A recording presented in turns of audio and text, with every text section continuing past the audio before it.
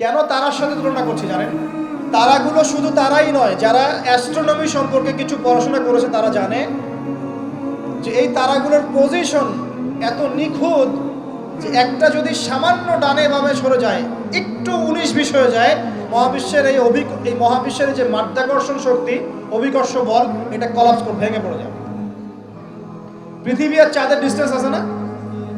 চাঁদ যদি একটু পিছিয়ে যায়, হ্যাঁ, এই জোয়ার ভাটা যেটা হচ্ছে সমুদ্রে, এটার ভারসাম্য নষ্ট হয়ে যাবে। সূর্য আর পৃথিবীর একটা ডিস্টেন্স আছে না?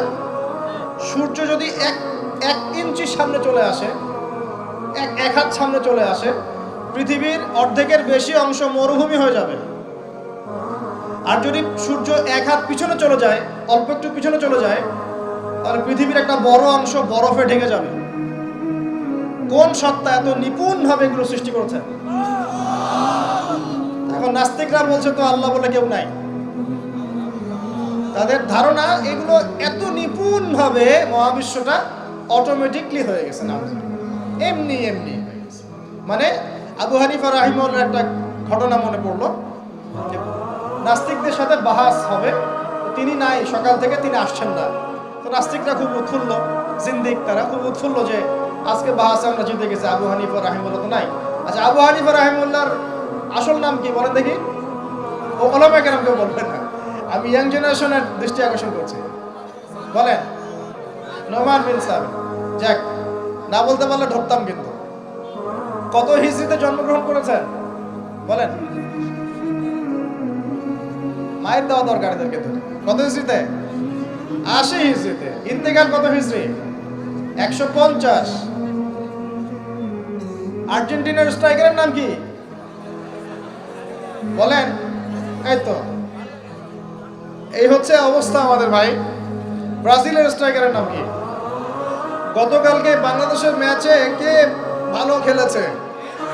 শাবাশ, আপনাদের দ্বারাই হবে ইনশাআল্লাহ। সুবহানাল্লাহ। ভাই, আমি বলছি না যে দুনিয়া সম্পর্কে জ্ঞান রাখবেন না, কিন্তু ইসলামের জ্ঞান বিসর্জন দিয়ে দুনিয়ার জ্ঞান অর্জন করে কোনো লাভ নাই, বরং এগুলো আমাদের পরকালে ক্ষতির কারণ হবে। দেখুন, আল্লাহ পাক কোরআনে এই তারাগুলোর পজিশনের কসম করেছেন। কোরআনের আয়াতগুলোকে আকাশের তারার সাথে তুলনা করা হচ্ছে কেন? কারণ তারাগুলো আপনাকে পথ দেখাবে। কি দেখাবে? আপনি তারাগুলো মিলাতে পারলে ডাইরেকশন খুঁজে পাবেন। মনে করেন আপনার কাছে কোনো ঘড়ি নাই, কোনো মোবাইল ফোন, কিচ্ছু নাই, আজকে থেকে আপনি 1000 বছর আগে চলে গেছেন। এখন সমুদ্রে আপনি যাত্রা করতেছেন, আপনি দিক চিনবেন কিভাবে? কোনটা পূর্ব, কোনটা পশ্চিম? রাতের বেলা আপনি কেমনে চিনবেন কোনটা পূর্ব, কোনটা পশ্চিম, কোনটা উত্তর, কোনটা দক্ষিণ? তারা দেখে চিনতেন। কিভাবে চিনতেন? আকাশের তারা দেখে আগেকার নাবিক যারা ছিলেন, সেইলর, তারা দিক চিনতেন। এই তারাগুলোকে দিক নির্দেশক বলা হয়। ঠিক একইভাবে কোরআনের আয়াতগুলো যদি আপনি একটার সাথে একটা হারমোনিয়াসলি মিলাতে পারেন, আপনি পথ খুঁজে পাবেন ইনশাআল্লাহ। এই জন্যই বললাম যে আকাশের তারার সাথে কোরআনের আয়াতগুলোকে মেলানো, উপমা দেয়া